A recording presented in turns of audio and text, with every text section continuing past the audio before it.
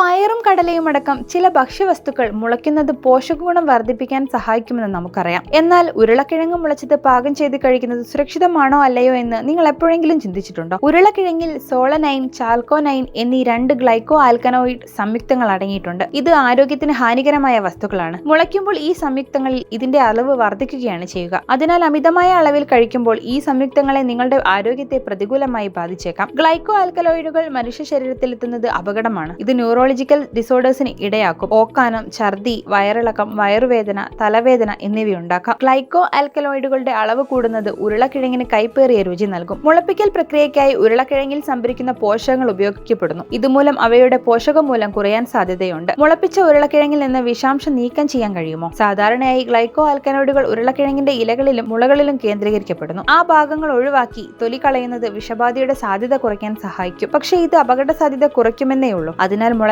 ഉരുളക്കിഴങ്ങ് ഒഴിവാക്കി പുതിയത് വാങ്ങുകയാണ് നല്ലത്.